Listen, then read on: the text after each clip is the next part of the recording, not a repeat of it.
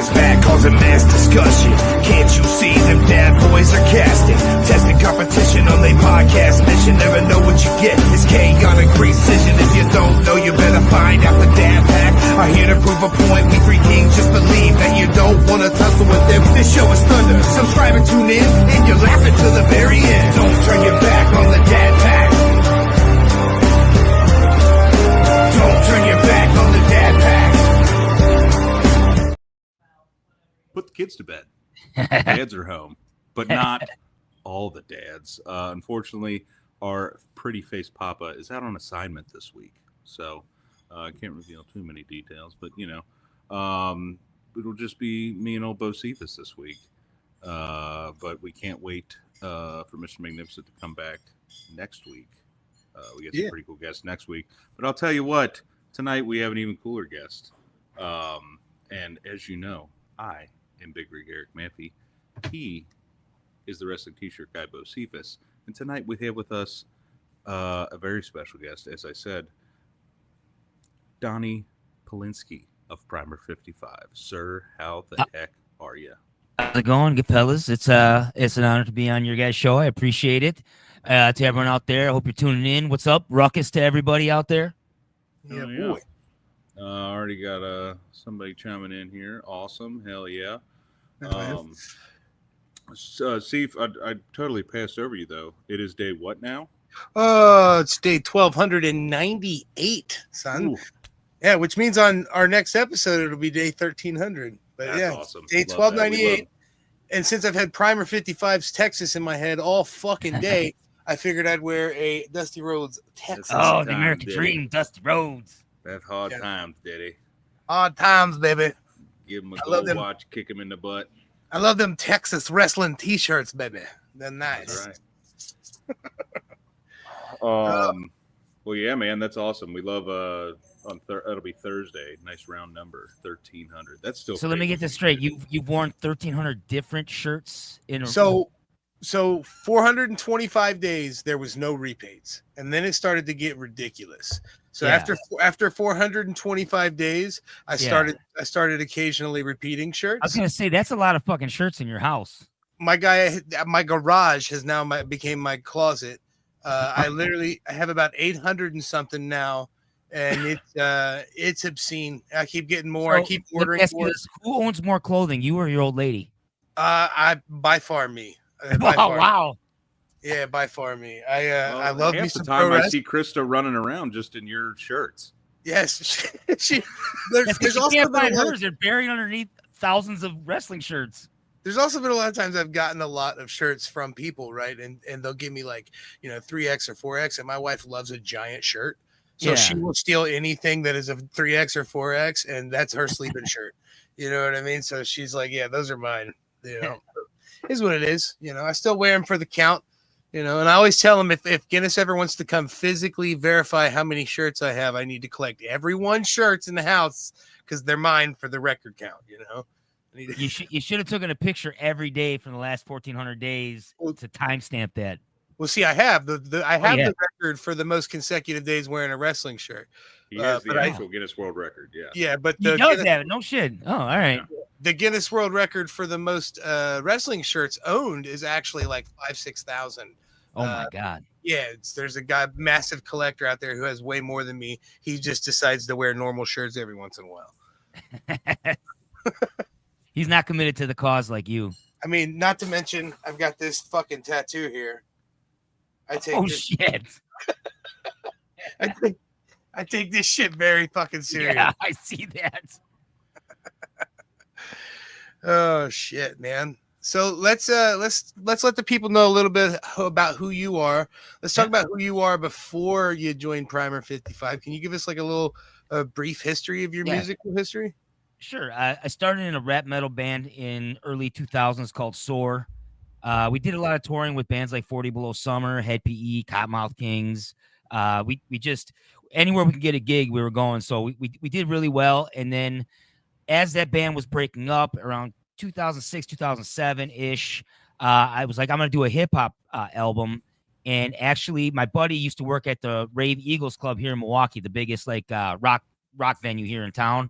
And he's like, dude, I know you're fans of Primer55. You know, you really like them. Why don't you come up there and see if Bobby and Jason will, do a song for your hip hop project? Because I was picking up verses and collabs from a lot of different people that I knew and stuff like that. And I'm like, you know what? Fuck it. I'm gonna come up there. So I went up there, partied, talked to Bobby and Jason, and they were supposed to both be on my first solo project, Underground Kills Corporate.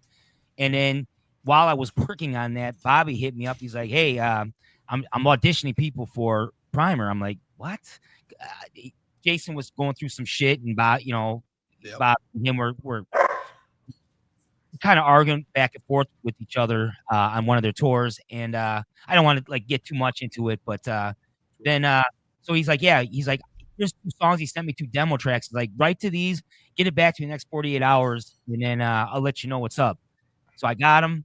I wrote to him right away, sent it back to him. And then like the next day he called me. He's like, you ready to go on tour next month? I'm like, what?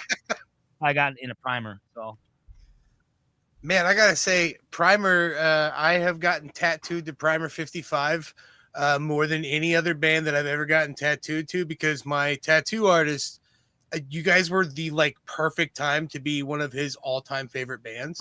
Yeah. You know what I mean? So the second album, the new I take no credit for any of that. That's Jason and Bobby. Yeah. I was there after those 2, but you know what I mean? Like that's the history. But I don't want a lot of heads, are very sensitive to, me being the singer versus Jason and stuff. And it was like that back in the day too, but I never take any credit for, those. That's Jason's legendary vocals on that. You know what I mean? So yeah. Absolutely. Much respect to him as well. He passed away last 2 years? No, 2018, I think 2018. Has it been that long already? Or maybe 2019. Wait, when was it? Golly. I'll Google it while we talk. Yeah. But yeah, me and Jason actually had a good relationship. We talked a lot online and stuff like that. I was going through some of my troubles, and he was going through his own, personal demons, and we talked a lot on the phone and stuff like that. So it was really sad when I heard what happened with him. Yeah, I mean life is definitely August 10th, 2018. He passed 2018. away. Yeah. Yep. Passed away at the age of 40, which is way too soon for any of us to go. So and my buddy Saint Dog a couple years ago, he was only like 44, 45. You know what I mean? Like sucks.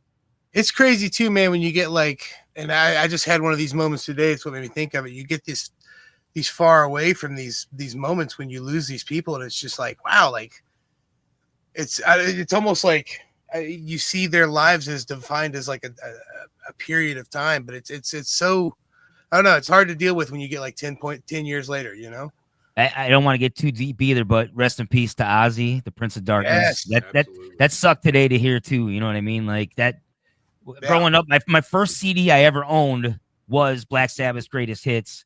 I've got all the Black Sabbath on vinyl. Like when I was a kid listening to Black Sabbath, like it was like scary to me, but at the same time exciting. You know what I mean? When I was a little kid listening to that shit. Oh yeah. It did hit me a little hard to see that a couple hours ago that Ozzy just passed. So rest in peace to Ozzy. Yeah, rest in peace. That dude. Think about how many bands and people and artists that guy influenced. With every single metal artist has to say that they got something from Black Sabbath and Ozzy. Yeah. You know what I mean? In our band practice room, we have like a cork board that has a list of like, we just drew band names we liked on it, over the year. Yeah. And Ozzy's name is big and front and center in there, man. Him passing away today was definitely, I almost was like, man, should I just buy a ticket and go to Pantera tonight? You know what I mean? I almost thought about doing it, but I was like, well, we got a show scheduled. Yeah. Might as well. But what a legendary way to go out. You've been a front man, so you know what that's like. Yeah. He got to schedule the best possible show he could ever have. Yep. Short of him being able to stand and be healthy for it, you know what I mean? But what a legendary way. He went out like he was just a loud, he didn't do anything quiet, you know what I mean? So he went out like a rock star. Congrats to him, man. Him and Lemmy, the biggest rock stars. You can never touch those two as rock stars. No one will ever touch those two. Dude, I remember watching what was that Motley Crue, the Dirt. You ever watch that? Yeah, on Netflix. Yeah. And the portrayal of him snorting, like snorting ants and Yeah. pissing on the ground and licking it up, and I'm, Yeah. that just scratched the surface of. I know. He was a wild madman. He was. Yeah. But yeah, like if you want to talk about a guy that was truly fucking metal, Ozzy Osbourne, man. Yeah. Man, yeah. So who was that like your first real, was Ozzy and Black Sabbath stuff your first real foray into alternative style metal music, Honestly, my first foray into, now remember, I'm a fucking kid. I was 5 years old. My grandfather used to take me to the thrift stores, and there was always vinyls there. I loved music my whole, like from the minute I was born. My mom basically said she'd spin Neil Young records, and I would just sit and be quiet and listen. So when I was 5 years old, my grandfather took me to the thrift stores, and there was a bunch of Kiss records in the vinyl bins, and it was a lot. They had those solo, that 4 solo record ones. I don't know if you remember those. It was, Peter Criss did his own, Gene Simmons did his own. Yeah. Well, those didn't sell well, and they just got thrown to the vinyl bins, into all these thrift stores and stuff. So those were my first metal records. I was 5 and I spun them, and everyone hated those, those solo records by Kiss, but it was my first foray into like metal. Right, so after that, I looked for everything Kiss or anything rock, and my uncles were like, here, listen to some Van Halen, Black Sabbath, and that was it. You know what I mean? Oh yeah. Gone, done, ready. It's the Cars, loved it. It's crazy to me how bands like that, like especially Kiss, like transcend. You don't have to be an adult to love them. Like I remember when my daughter, she's 9 now, she first started getting into music. Yeah. And I would say she was probably like 7 at the time. They did like a Scooby-Doo meets Kiss movie or whatever. Yeah. And she watched that, and all she wanted to do was listen to Kiss for like 6 months straight. Yeah. And I was just like, how does my 7-year-old daughter, you know what I mean? Because you think of Kiss and you're like, oh, that's, older people like whatever. I love Kiss, but it's the imagery too. You know what I mean? They had it all down sure. into a package, especially when you're a kid. You see that paint, you're like, holy shit! That's probably just like the Juggalos with ICP. You know what I mean? And Slipknot, pyro, Yeah, my daughter is super into Slipknot. We went and met Corey at a horror convention not that long ago, and he was like super extra kind to her, gave her a free thing, and it was really nice. And after that, it's been like she just obsesses over their music and like Manson and stuff. And I'm like, what's going on here? I didn't influence any of this. You chose this yourself, and here we are living the same cycle. Yeah. You got children yourself, man? Yeah, I got 2 daughters. Okay. Oh yeah, 2 daughters. Yep, I got a 22-year-old and a 19-year-old. We just went to go see Ginger and Baby Metal, and it was fucking awesome. Oh man, Ginger's great. Ginger's awesome. Baby Metal though was so I love Ginger, but Baby Metal stole the show. Like it was so much fun. Like I actually felt like I'm kind of jaded with going to shows now because I've been to a billion of them. I played a ton of them. So sometimes I feel like I'm just going through the motion. I hate to say it like that, but I've seen Slayer 50 times. You know what I mean? Don't get me wrong. I'm still gonna go see Slayer next time. I've seen Pantera. You know what I mean? Like I'm still gonna go see him. But to see Baby Metal the first time, I was just like, holy fuck! I was blown away. It was, dude. The musicians are so good, and then those chicks put on a great show. They were just crushing it. You know what I mean? And my oldest daughter, she's not really into like metal. Like my youngest daughter loves punk metal. She's into everything. My oldest really likes more like pop music. So to experience something that we both like together, it was dope. You know what I mean? Dude, I went and saw not metal or rock music, but just what was that? Late June, I went and saw Tyler the Creator. In concert. Both my daughters like Tyler. And I had never really listened to any of his songs, didn't know a single word, but I'll tell you what, that concert was one of my top 3 concerts I've ever been to. Really? Was he that good of a showman or what? Such a good dude. The production, the show. Huh. And here's the thing is that you go to a hip hop concert and you're like, oh, it's just going to, people maybe sing along or whatever. Yep, dude, there were people more hyped there than I've seen at rock show. They had a mosh pit going, like the whole thing. Yes. Huh. Yeah, dude, Tyler Creator's dirty, man. If you ain't seen him, go see him, dude. For sure. Dude.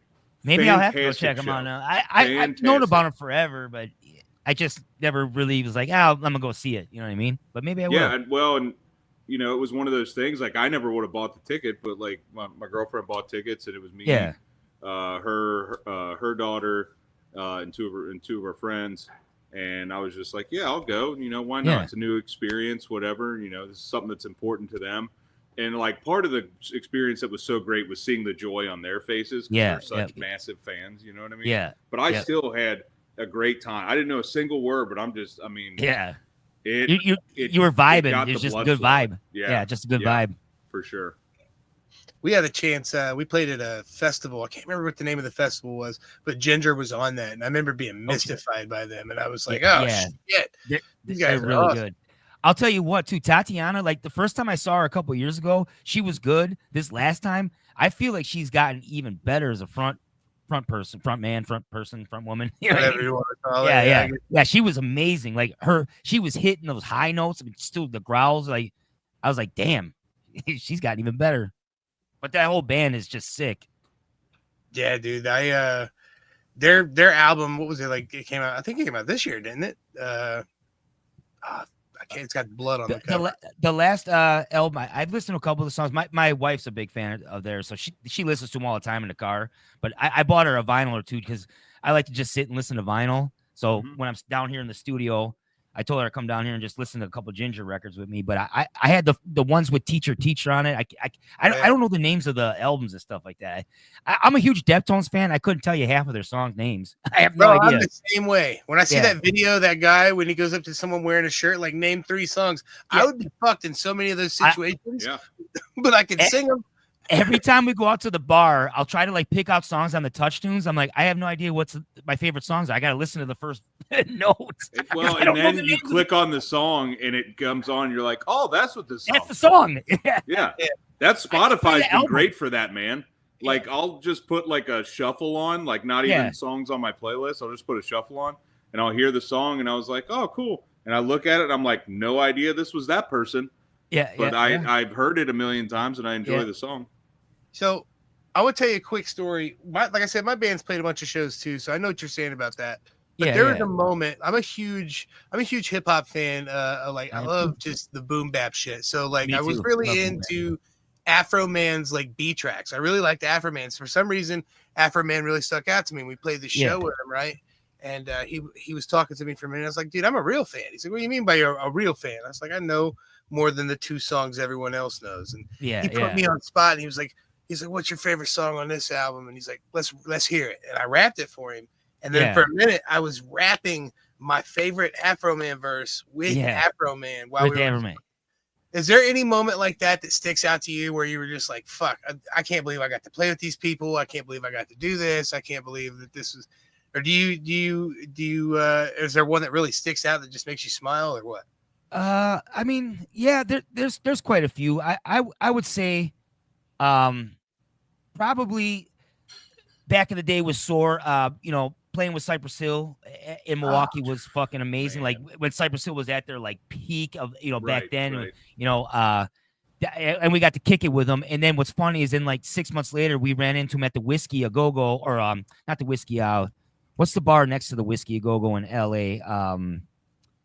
Well, I'm having a brain. The only other bar I can remember down there is Viper Room. I don't know if they're closed. No, it's right by the Viper Room too. Viper Room. Well, Viper Room's gone now. Whiskey, the bar, the famous bar, Rainbow Room. Okay, yeah.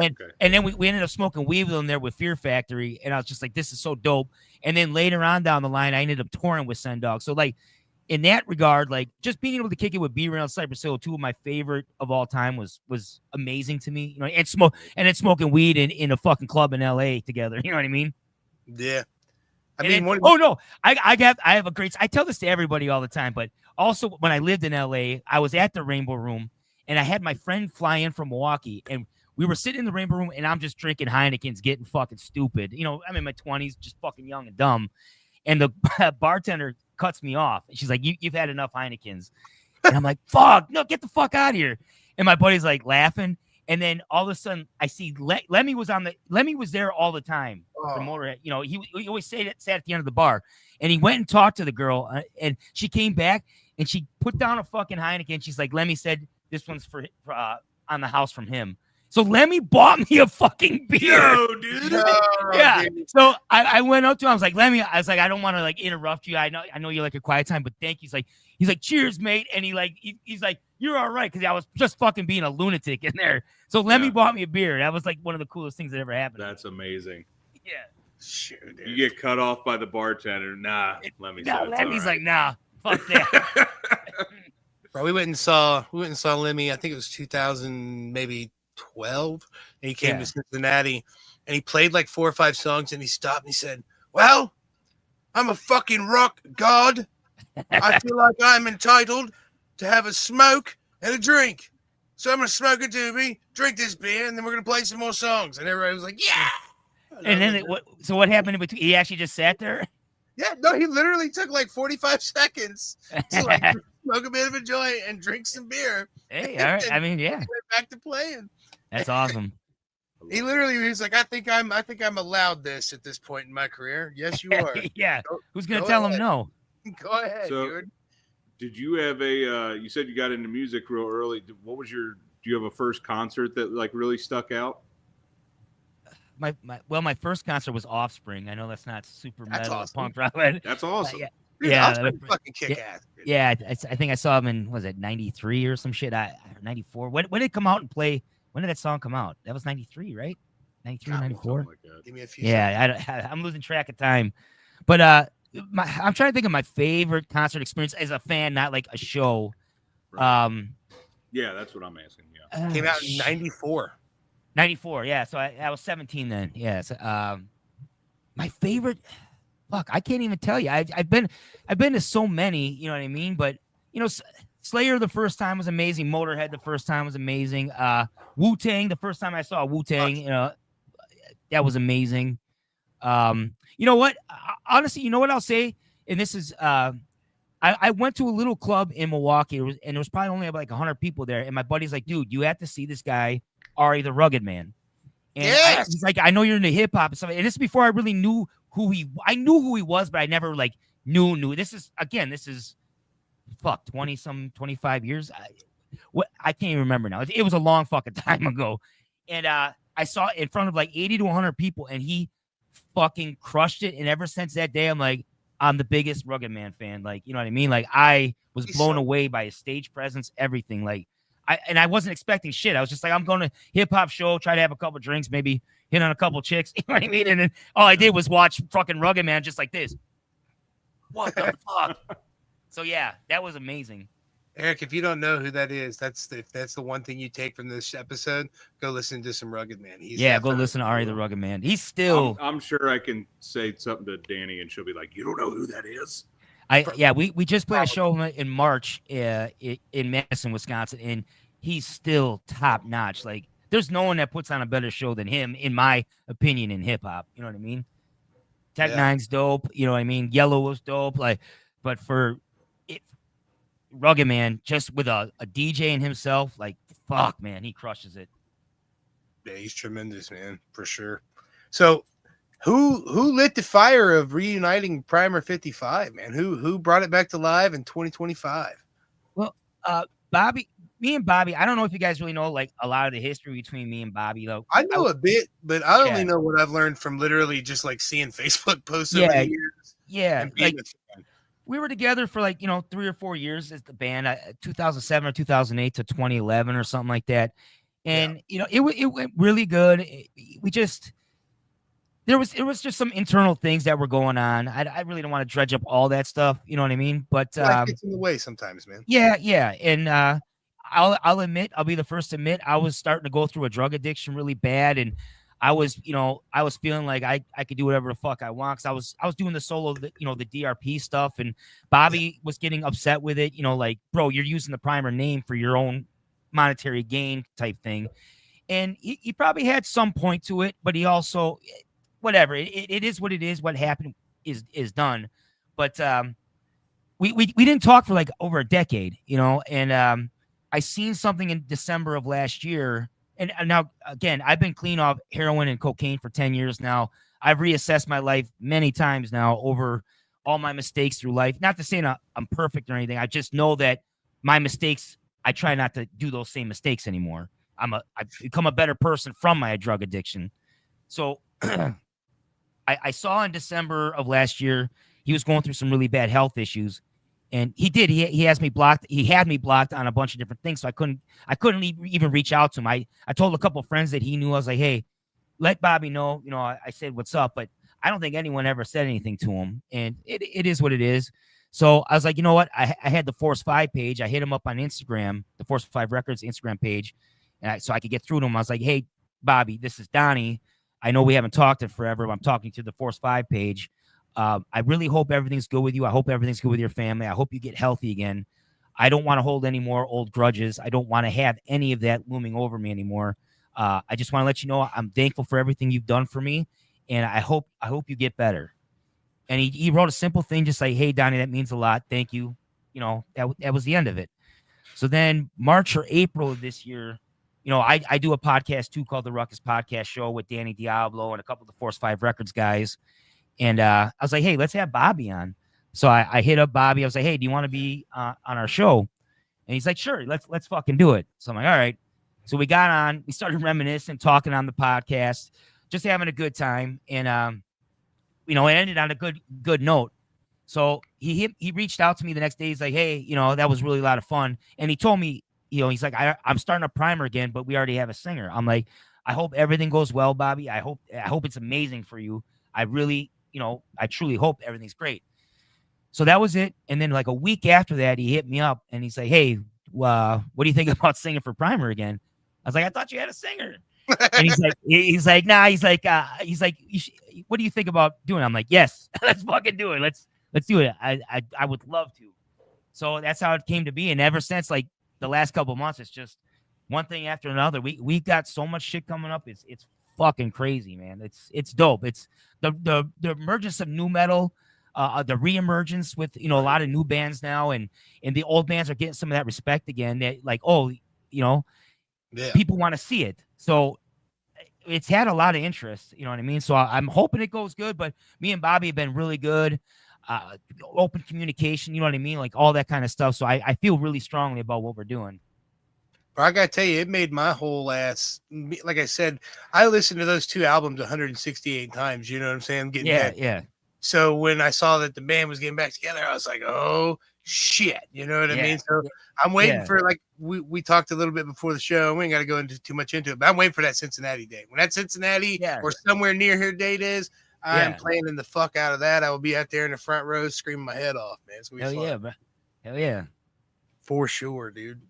So you guys you're going back out October, right? Is that when you October 9th we start in Lawrence, Kansas, and then we end October 17th in Dallas, Texas. So it's just we're doing a 25-year anniversary run of Introduction to Mayhem.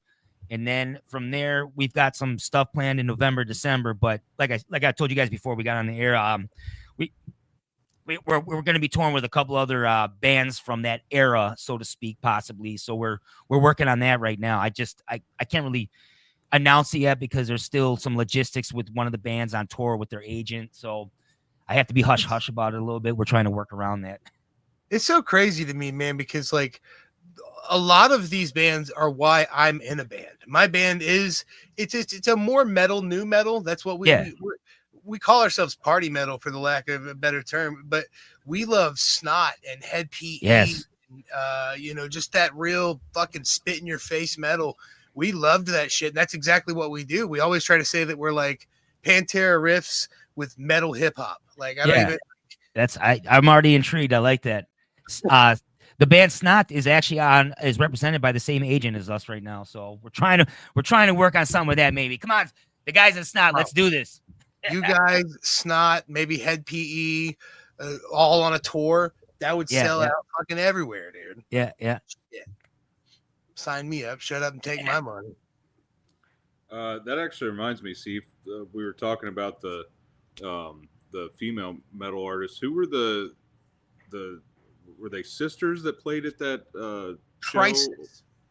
What was it? Crisis. There was this like 17-year-old and 19-year-old sister. One was on the drums, one was on the guitar, and then they had like a little backing track to help them. And I think it was called Crisis. CRYSIS. Man. And I was so impressed by them. And I never really give a fuck about pictures, but it's like, I'm getting a fucking picture with these kids. Because Wait, where was this show at? we played a show. Oh God, it's hard to remember. You the same way if I asked you where you played. Yeah. But we played at a little bar somewhere. Was it in Cincinnati? It was somewhere near here. Down Sailor Park. Yeah. Yeah, we played with them, and they opened up for us, and it was just like, oh, shit.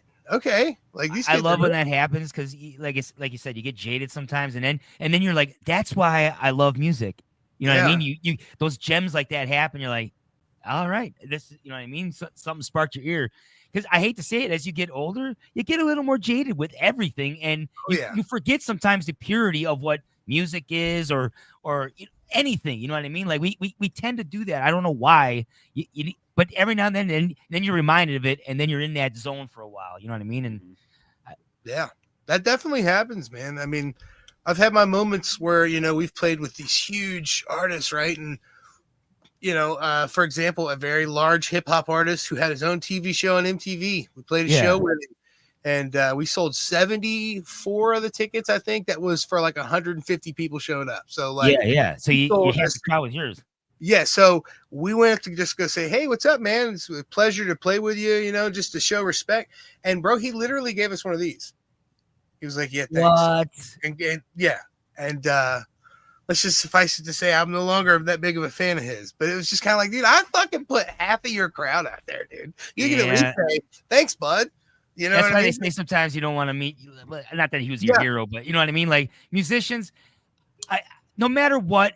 The music I love, but there's certain people that I've came across in music that I wouldn't talk to them about anything. You know what I mean? Because they're kind of dicks. You know, I don't.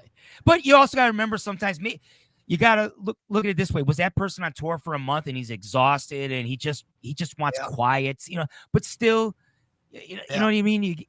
You know when a person's a dick. Sometimes people are just dicks.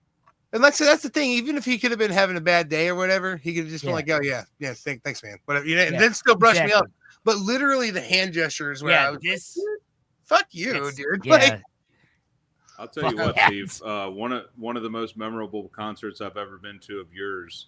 I think you know where I'm going with this. You guys opened for the one and only Corey Feldman. Oh shit! What? I don't even got that on my resume. Tell me this story. Oh, brother. That was, I mean, did you guys meet? Did you meet Corey? I gotta say, Corey was extremely friendly and reciprocal to my band. I guess he had heard of my band because we I don't know, we throw toys, so it's kind of like a fucking ICP show, but you don't get wet. Throw toys? We're called Toy Box. So we throw literal stuffed animals out, and we encourage them to try to hit us while we're on stage with the animals we provide them. So that's part of our gimmick. So it's a very interactive. It's an interactive crowd. Party. Yeah. All right. Yeah. So I mean, we literally have like kid friendly sets, so we could play like literal parties, and we could play filthy metal sets. But besides the point, I guess he had heard of us, so he was like really nice to us and friendly to us. But then, like, as he's on stage, people started to dwindle out the door. And he was saying shit like, I'm going to stop playing if you guys don't get up here and start screaming louder. And I'm just like, what? Like, there's people that were like paid extra to be up front, dead center. And he's like being mean to them too. And I'm like, man, come on, guy. Yeah. So it's weird. Well, it was just the I guess you'd call it pageantry. Like he played. It had to be at least a 4 to 5 minute long intro video before the band even came on stage. Yeah. Touting all of his accomplishments. And like basically saying like his resume and like just all this stuff. And that's a bit egocentric though, wouldn't you think? So egocentric. And it was so off-putting. And he got Bison from Street Fighter. Like he was literally wearing like a Russian coat outfit. He looked like Bison from Street Fighter. It was unique. It was the weirdest thing, and it was like he was the headliner, and like Siva said, everybody just kind of started. All right, we're gonna go now. Bye. It sucks because you know he grew up kind of fucked up from acting and stuff. So I'm sure he's not fully developed. I don't mean this like he's stupid, but he's just not fully developed in how to like be a normal human being. That's me trying to be a psychologist right now. I don't, instead of being mad at people that they're dicks or this or that, I kind of go, what are they going through or what is this? You know what I mean? But still, at the same time, that's very off-putting, like you said. Yeah, it was like you can definitely tell that he sees the world through a different lens than everybody else sees. Like he went out there and he probably pictures that he's in a freaking stadium or something. You know what I mean? Yeah, and yeah. We were literally at the what was it, the Thompson House? Which no longer exists now. It's officially closing down and being torn down. Yes. Yeah. Thompson House, was that Kentucky or is that Ohio? Sir. Yeah. Right on the river. Yeah. Yep. I played there with a lot of people. I played there with Jelly Roll. Oh, no shit. Yeah, before Jelly Roll was any kind of it was the hip hop guy back in the day. Yeah. I missed that shit. He was cool as fuck. He's always really friendly. And I'll tell you this, he's exactly the same. Like when I watch like him hosting fucking Jimmy Kimmel and shit. Like he acted exactly the same way as he is in social. You know what I mean? Like it's really cool to see somebody that was genuine get some success. Cool. But it's weird to see him be that big though. When he kept blowing up, I'm like, how is this happening? Like I was like, wow. Like, what is not that he's not talented. I couldn't believe it to see someone in the realm of shit I was doing for years, to see him just like keep going. Yeah. And it's not like he was 25, he's in his 40s. You know what I mean? Right. To see that wow, I was like, damn. And bro, he is a unique ass person in a unique ass situation. His wife's unique, his family's unique. Like there's just you talk about a diamond in the rough or something. Yeah. So he's definitely that. It's cool to see it. Yeah, man. So we have a few questions that we do ask every time. Normally, Mike, our co-host that isn't here tonight, asks the first one. So I'll go ahead and ask that, but then Big Rig will follow up with the next one. But our first question we want to know, because we're dads, and we're budget minded. What do you keep your thermostat set to? Actually, it's my wife that's more of the thermostat. She's the one always like coming down on it. Like in the summertime, she keeps it at 74. Oh my gosh. Yeah. She does not like dropping that at all. And in the wintertime, we keep it at 67. I when she's not home, I put it up to 68, just at 1 degree. And when she comes home, she's like, "Who fucking touched the thermostat?" Like, me and the kids are fucking cold. Well, that is one of the acceptable answers. We usually say 68, 69, or 70, or whatever the hell she says. No, 67 in the winter. It's 74 in the summer here. Man. Yeah. That's wild. She's a lunatic. She's probably listening. Love you. Love you, babe. I think our boy Cephas is probably frozen over there. I'm back. That, or he's really good at sitting still. Yeah, I'm there back. He is. I don't know what just happened there, but my internet was like, all right. But I guess so. I actually, this is going to be a two-parter. Yeah. But the question we usually ask is just what, and it doesn't have to be anything super profound, whatever. Just what is something you're thankful for today? I'm thankful for family and friends, man. Every day I wake up, I'm thankful for the people around me that, and I want to keep spending more time with all of them. You know what I mean? Time is the greatest wealth on this planet. It's not money. It's time. Yeah. It's crazy when you're younger. They tell you all that stuff, man, and it's just like it don't make any sense to you. You're like, oh yeah, family's important. Whatever. Shut up, Grandpa. And then Grandpa's not there. It's a whole other world. Well, the second one is about family. What was it like? Which I mean, it's still kind of like that, but having, you said you have a 19 and a 16-year-old, 19 and a 22, 19 and 22. Yep. What was it like having two teenage girls in the house that close in age at one time? A lot of gray hairs. Brother, I have my daughter is 9. She'll be 10 in November. Yeah. And my girlfriend's daughter is 13. She'll be 14 in January. And it is all about to happen for me. Yeah. And, be ready for emotional roller coasters. I live with 3 women, and it's a lot of emotional things happening all day, every day. So I kind of just I go with the flow and see what I can do, with it helping it here. But I feel my emotions sometimes like, what is happening here? Why is everyone pissed? Like with me, with dudes, you're kind of just more like, you're either happy or fucking pissed. Not with women. Feel everything, they feel everything, and I don't know what that means sometimes. More empathetic for sure. I've learned a lot. Let's put it that way. I mean, I grew up with 2 sisters and my mom, so like I kind of, growing up. Yeah. But it's being a parent now that I'm like, oh man, really, it's gonna be a whole new path, man. Yeah. Be ready, man. It's different when they become teenagers too. Like they get a lot more of those, feelings of you don't know what to say sometimes. You know what I mean? Like it's. So, is there a part of you that's like, I don't know, like what's the word I'm looking for? Are you a little bit trepidatious about all the travel coming up? Because I know you've been through this before, and I know sometimes it gets a lot. Or do you just kind of discount that and enjoy the ride?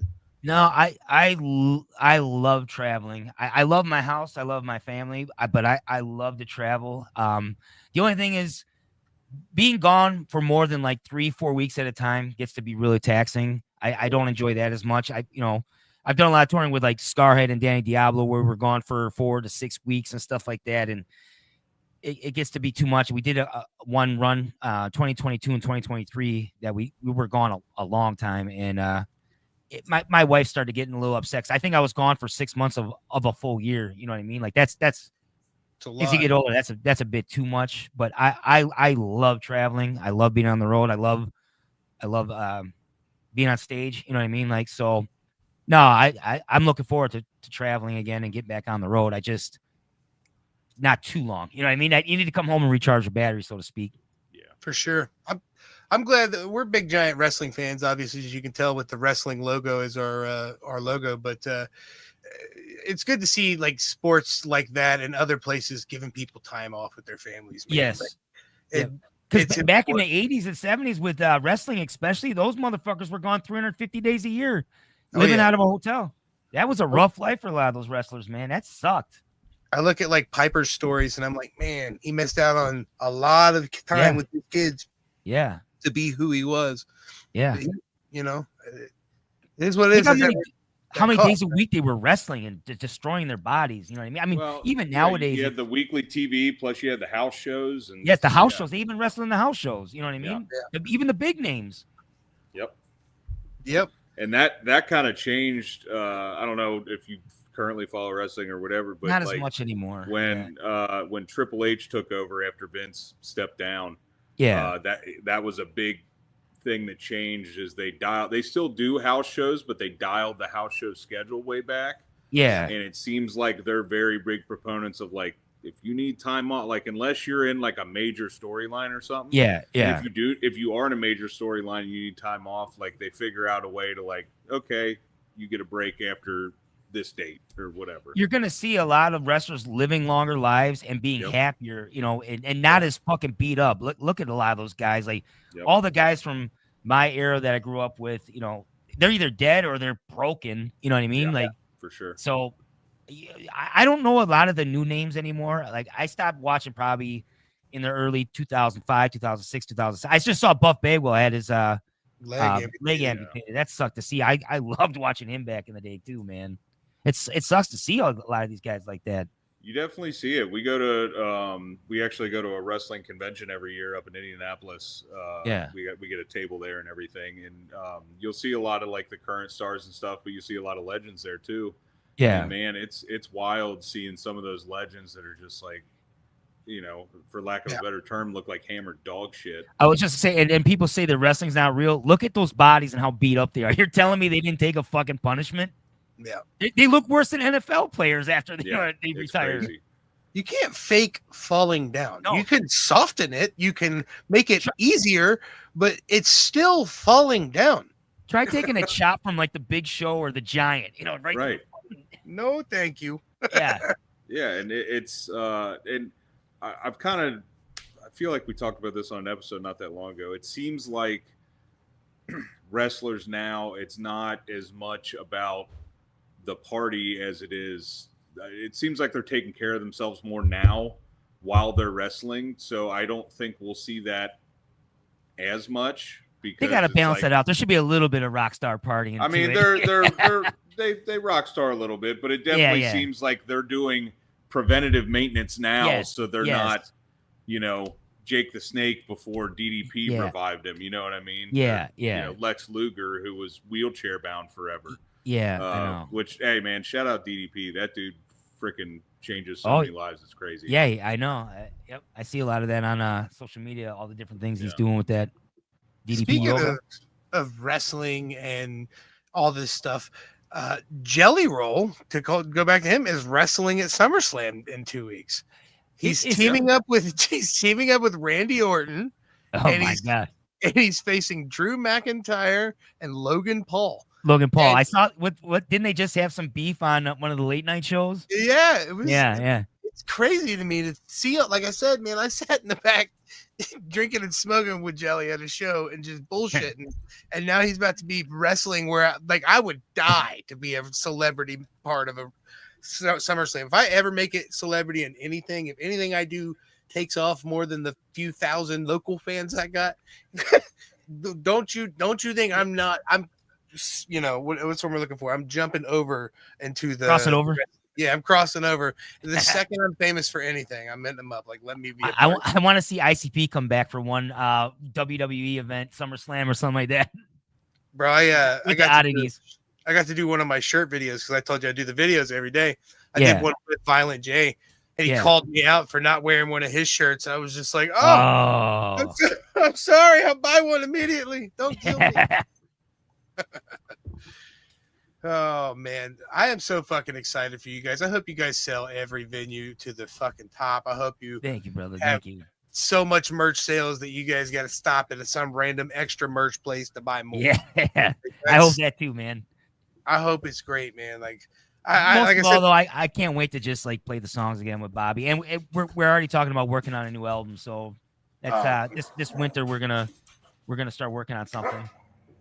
Like I said, we're gonna have to keep in touch on when your dates are, because I want Toy Box. We got to open up for you guys. You know what I'm saying? Yeah, got to come full circle, man. I know my tattoo artist will be in there, fucking swinging his fucking fists and pitting. So I'm telling you, he was so excited. I messaged him. I was like, man, I'm gonna have DRP from Primer on. He was like, wait, what?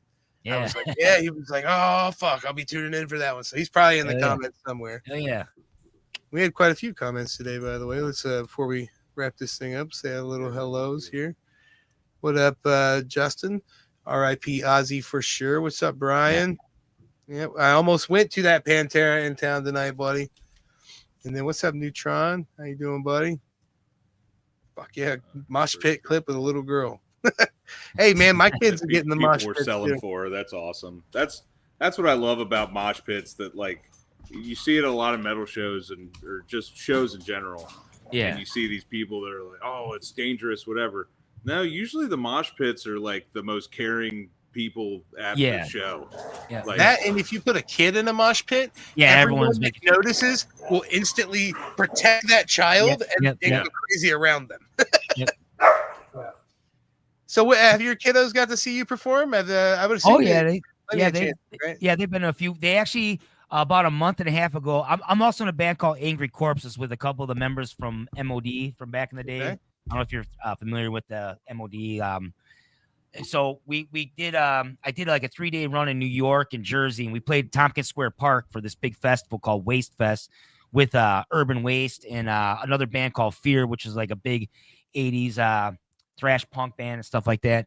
And my kids did the whole weekend with me. So we drove from Milwaukee, drove out there, did the shows. They party, got to see the shows, and we got to see. They'd never been in New York. I've been there a million times, but I took them to Times Square. I took them to the Statue of Liberty. So it was a lot of fun. You know what I mean? Like it was just me and my daughters, and I just met my band at each show. So we just kicked it with my at the shows, and then during the day I was doing like dad stuff with my kids. It was fucking awesome. That's the best way to tour. Like I look at like Cody Rhodes and shit. He tours with his wife and his kid in a very deluxe bus. And like he's really like he's home at that point. You know what I mean? He's not home. Yeah. Home. Yeah, yeah. That's because, like you said, they're gone so much. You got to have that family time too. You know what I mean? Like if you want to raise a family and be a part of it, you as an artist, I don't care who it is, entertainer, artist, you got to figure out ways to make it where you can see them more than just at home. Well, speaking of ways that people can see you, man, what are the best ways for people to follow Primer55, follow you social media wise, so they can stay up to date with this tour? So Instagram or Facebook, you can just at Primer55 official. And then if you want to check out the DRP, just at the DRP official, or check out Force 5 Records at Force 5 Records. Real simple. Yeah. Yeah.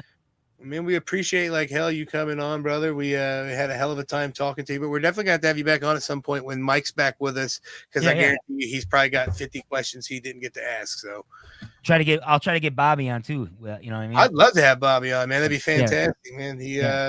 I'm excited. At some point, expect me to be shaking your hand at a show somewhere. So I'll bring you a DWO shirt and stuff. I'm not going to do this. You know, at this point, I would hope I'm not going to play a 5-minute video of my life before I get on stage. I'll be drinking with you guys. DRP. Yeah. 1997. Well, see if you got anything else before we get out of here, brother. Mike, we miss you, buddy. Can't wait for you to be back from assignment. Absolutely. We got some really cool guests coming up, man. We got for those local to Cincinnati, we got B105's #1 go drive home radio DJ Big Dave is coming on the show. We're going to do a Bengals preview on July 31st. We got Nate Davis from Wrestling Revolver coming up. We see here in the comments, Rick Toms is down to do an interview. Former WCW not commentator, what's wrong for announcer. We're going to have a lot of people coming on the show here in the next few weeks. So make sure you guys stay tuned in. Make sure you guys cop them tickets to Primer55 when they come in your town, especially if you're in Texas in this next little chunk in October. So all that. Other than that, I'm good. You got anything, Eric? No, I'm good, man. Just we talked about the time thing being the most precious, and man, I'm feeling that this month. I'm moving out of my apartment and in with my girlfriend. We're melding, two families and stuff, and I'm working a lot of overtime this month, and it feels like before I know it, it's I wake up at 5:30 in the morning, and before I know it, it's time for bed. And goes fast. Feels like there's not enough time in the day, which usually there isn't. There is not. So you just got to appreciate all that time, man. The little things, man. Try to pick up on the little things every day. Yep. Look at Brian trying to start some shit. Wedding bells ringing, Eric. Take it easy, brother. I mean, yeah, eventually, obviously. But yeah, it's just life gets hectic, but I'll tell you what, a little inside baseball. One of the things that me and my girlfriend like to do when we're feeling like overwhelmed or stressed or anything like that, we do what's called a docking hug, and we come in sideways like this. And try it with your lady. Try it with anybody. It is the most comfortable way to hug somebody on planet Earth, and it just makes everything feel better. They say that prolongs your life more hugs you do. Dude, it's we did one tonight. Don't arms around and arms up. Come in and then body like slam them. No, I'm just kidding. And then and then you sit there and you belly to belly. Yeah. Yep. Right over the top. Then pick her up, Batista bomb. Then proceed with foreplay. All right. Well, as always, we've been the DWO podcast. I am Big Rick Eric Manfee. He is the wrestling t-shirt guy, Bo Cephas. He is Donny Polinske from Primer55. You can check us out on all. Hold on. Ducking means something else. God damn it, Justin. I wasn't going to say nothing. I was going to let that one go. Thank you for that, Justin. Thank you so much. You know what? Check us out on all the socials at DW_podcast, Facebook at the DWO podcast, TikTok at DW_pod. Get that damn merch at Pro Wrestling Tees, TeePublic, or message us directly. And until next time, top dance.